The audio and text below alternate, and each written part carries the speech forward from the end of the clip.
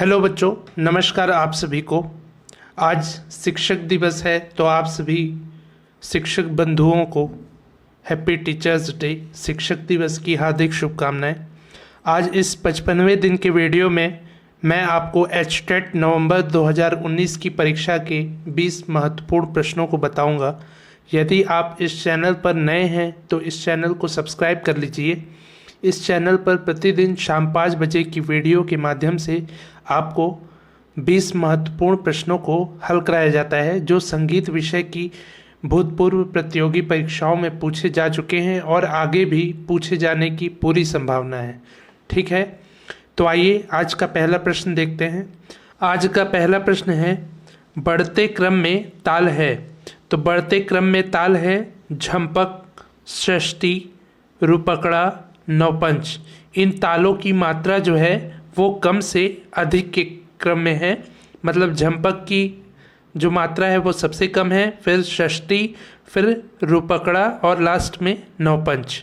ठीक है, इसके बाद दूसरा प्रश्न है, ख्याल से पहले नोम तोम आलाप बंदिश में लयकारी एवं तिहाई प्रयोग, साथ ही होरी तथा ठुमरी गायन दर्शाया जाता है। तो ये सभी चीज़ें आगरा घराने में दर्शाई जाती हैं।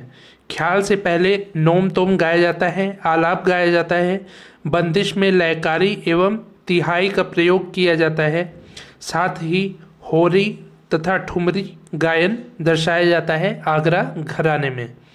इसके बाद तीसरा प्रश्न है, खुले बोल युक्त ताल है। कौन सा ताल है जिसके बोल खुले खुले होते हैं? तो वो ताल है तीव्रा ताल, सूल ताल।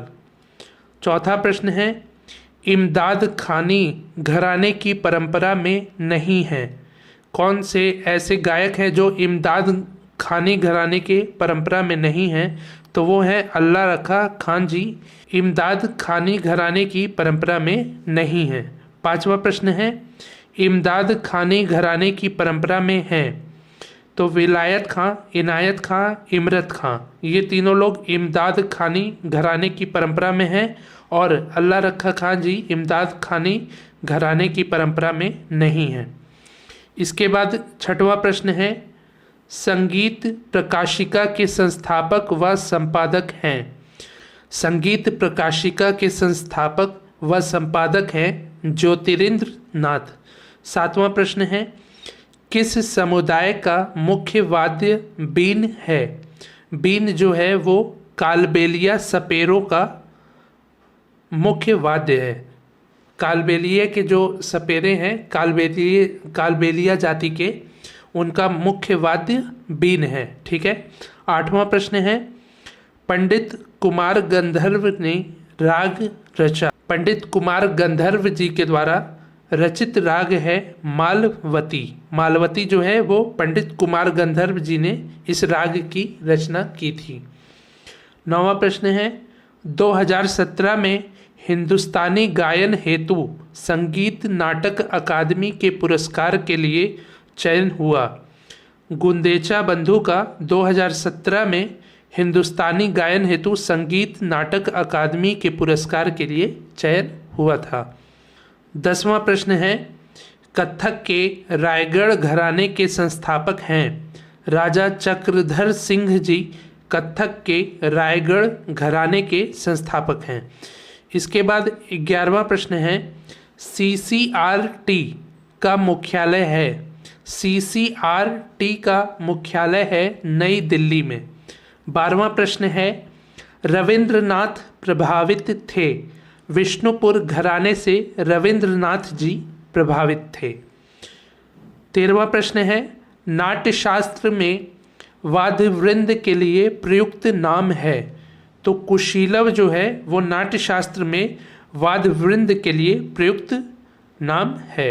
मतलब कुशीलव जो शब्द है उसको वाद्यवृंद के लिए नाट्यशास्त्र में प्रयोग किया गया था। 14वां प्रश्न है, आकृति तथा वादन में सितार के निकट है। कौन सा ऐसा वाद्य है जिसकी आकृति और जो वादन के तरीके हैं, जैसे वादन किया जाता है, वो सितार के समान है? तो वो है सुरबहार। सुरबहार जो है वो सितार के समान है और उसकी आकृति भी सितार की तरह होती है और वादन शैली भी सितार के समान ही होती है, मिलती जुलती है मतलब। ठीक है। 15वां प्रश्न है, भरतनाट्यम का शुरुआत कहलाता है। भरतनाट्यम का शुरुआत जो है वो आला रिपु कहलाता है। इसके बाद 16वां प्रश्न है, भातखंडे जी के अनुसार ऋषभ दैवत शुद्ध रागों से रस की उत्पत्ति होती है। तो ऐसे रागों से श्रृंगार रस की उत्पत्ति होती है।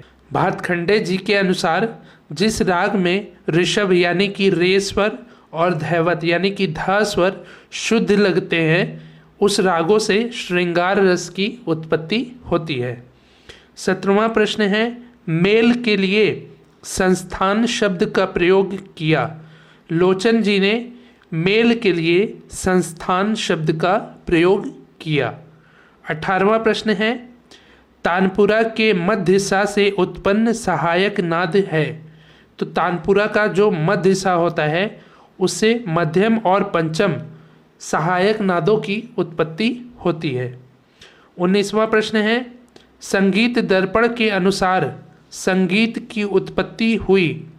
तो संगीत दर्पण ग्रंथ के अनुसार संगीत की उत्पत्ति हुई है ब्रह्मा जी से। 20वां प्रश्न है, नष्ट तथा उद्दिष्ट का संबंध है।